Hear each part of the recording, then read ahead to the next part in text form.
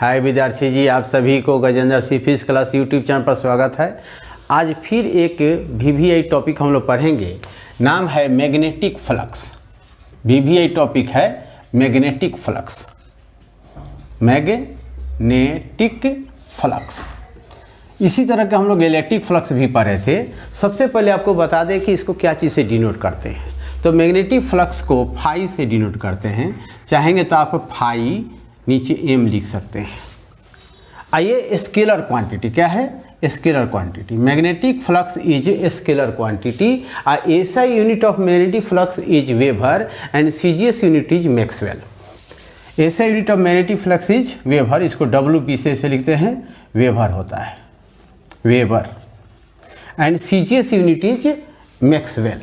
Maxwell MX करके लिखते हैं, maxwell. One weber is equal to 10⁻8 maxwell होता है, याद रखिएगा। अब रहा बात कि मैग्नेटिक फ्लक्स है क्या। लेकिन एक बार और रिपीट करते थे। Magnetic flux is denoted by phi. It is a scalar quantity. SI unit is weber, CGS unit is maxwell. One weber is equal to 10⁻8 maxwell होता है। अब हम लोग बताते हैं कि मैग्नेटिक फ्लक्स है क्या। इस पर सोचिएगा थोड़ा सा। देखिए, मैग्नेटिक फ्लक्स इलेक्ट्रिक फ्लक्स जैसा ही है। तो इसमें क्या है कि when total magnetic line of force passes to the surface normally is called magnetic flux. जैसे कि मान लीजिए कि ये सरफेस है, इस सरफेस पर ये मैग्नेटिक लाइन ऑफ फोर्स है। मैग्नेटिक लाइन ऑफ फोर्स इस सरफेस पर जितना ज़्यादा पड़ेगा उतना ही इसका फ्लक्स क्या होगा, ज़्यादा होगा। अगर मान लो कि इस पर 10 लाइन जा रहा है तो मैग्नेटिक फ्लक्स हुआ। अगर 8 जा रहा है तो थोड़ा कम हुआ, 5 जा रहा है तो और भी कम हुआ, 3 जा रहा है तो और भी कम हुआ। कोई भी लाइन अगर नहीं जा रहा है तो मैग्नेटिक फ्लक्स 0 हुआ। जैसे कि यहाँ पर हम देखते हैं कि ये मैग्नेटिक लाइन ऑफ फोर्स है। मैग्नेटिक लाइन ऑफ फोर्स, जो मैग्नेटिक लाइन ऑफ फोर्स जो होता है ये मैग्नेटिक फील्ड के द्वारा प्रोड्यूस होता है। अब इसमें क्या है, this is B। B means magnetic flux. B is magnetic field. Magnetic field का ऐसा यूनिट होता है आपको टेस्ला, और सीजीएस यूनिट होता है गॉस। अब यहाँ कोई सरफेस है, जैसे इसी को समझ लीजिए, ये सरफेस है। इस सरफेस पर एक लाइन गिन लीजिए, 1 2 3 4 5 6। तो 6 लाइन इससे होकर जा रहा है। और धीरे धीरे इसको अगर ऐसे तिरछा करेंगे तो लाइन घटने लगा। देखिए, अब 5 आ गया, अब 4 हो गया, अब 3 लाइन रह गया, अब 2 लाइन रह गया, अब 1 लाइन, और करते करते सारा लाइन ख़त्म। तो अब इस कंडीशन में कोई भी फ्लक्स नहीं रहेगा। अब फिर ऐसे करने लगेंगे तो लाइन बढ़ते गया, फ्लक्स क्या हो जाएगा, बढ़कर मैक्सिमम हो गए। यानी परपेंडिकुलर जब रहेगा मैग्नेटिक लाइन का फोर्स सरफेस या कोई भी एरिया, तो वह क्या होगा, मैग्नेटिक फ्लक्स इसका मैक्सिमम होगा। तो ये आपका एरिया हो गया।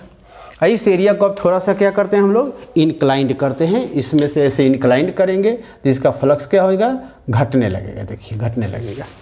तो अब हम क्या करते हैं, इसको थोड़ा सा इंक्लाइंड करते हैं। यहाँ से इंक्लिनेशन कितना होगा, थीटा हो गया। इस एरिया, पहले एरिया ऐसे सीधा था, अब एरिया थोड़ा सा झुक कर क्या होगा, ऐसे चला गया। अब ऐसे एरिया जाने लगा तो इसका एरिया इधर हो गया। तो दोनों के बीच का एंगल कितना होगा, मैग्नेटिक के बीच, मैग्नेटिक फील्ड और एरिया के बीच का एंगल थीटा हो गया। तो यहाँ भी थीटा हुआ। इसको हम लोग जितने ही इसको और भी समझना है तो देख लीजिए। जैसे कि ये मैग्नेटिक लाइन है, अब इसको हम झुकाने लगे, चाहे ऐसे ही समझो। ये खड़ा वाला लाइन को मैग्नेटिक फील्ड मान लेते हैं, इसको एरिया है। तो एरिया ऐसे झुकने लगेगा तो लाइन कम जाएगा, कम जाएगा, कम जाएगा, ऐसे परपेंडिकुलर हो गया तो कोई भी फ्लक्स नहीं जाएगा, तो इसका 0 हो गया। और फिर एंगल को करते करते हम लोग 0 कर दिए तो फिर क्या होगा, मैक्सिमम हो गया। और फिर यहाँ करते करते 90 तो सब खत्म हो गया। तो इसमें सोचिएगा, देखिएगा। तो फिर से डिफिनेशन समझ लीजिए। When total magnetic line of force cut to the surface या pass to the surface normally is called magnetic flux. It is denoted by phi. It is a scalar quantity. SI unit is max weber and CGS unit is maxwell. 1 weber is equal to 10⁻8 maxwell. अब इसका क्या होता है, ये तो scalar quantity है, तो flux is equal to B.A। तो डॉट प्रोडक्ट का आपको फॉर्मूला मालूम है कि बी ए कॉस थीटा, इसलिए कॉस में आ गया, ये मैग्नेटिक फ्लक्स का फॉर्मूला हो गया।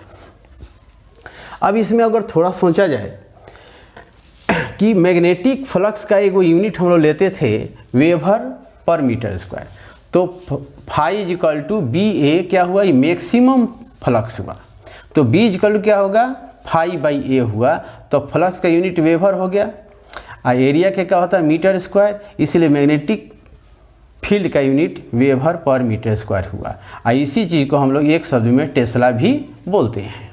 तो यहाँ पर ये कई बार हम लोग याद कर रहे हैं कि मैग्नेटिक फील्ड का unit weber per metre square कैसे हुआ, तो यहाँ आपको दिखाई दे रहा है।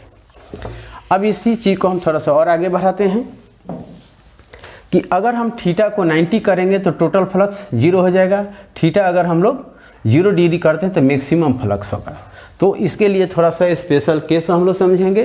तो स्पेशल केस क्या है, देखिए इधर लिखते हैं special case.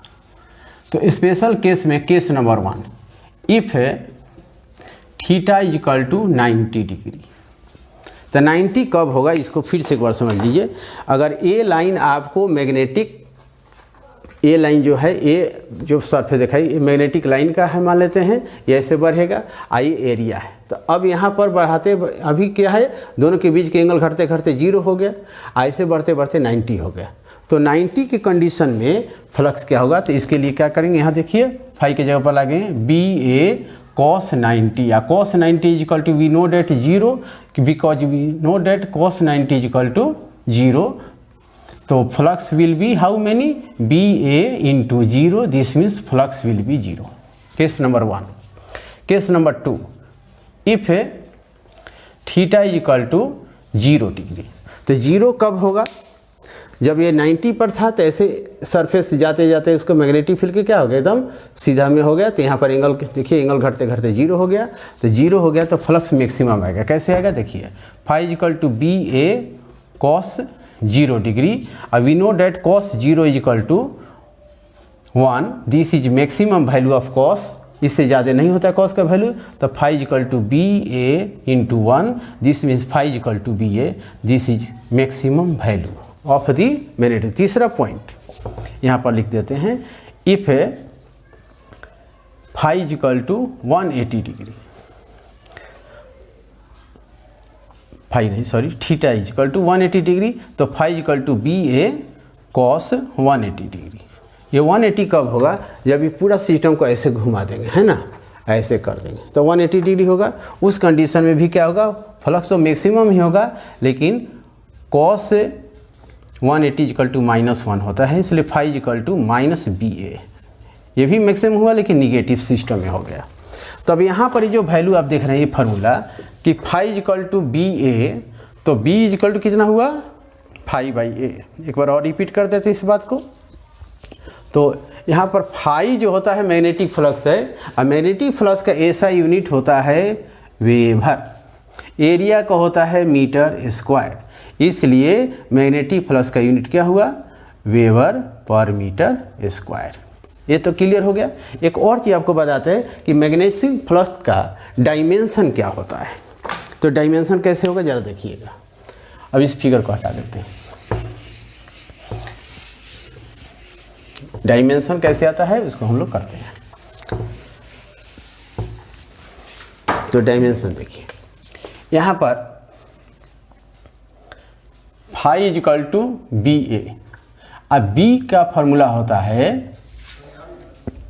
F by M.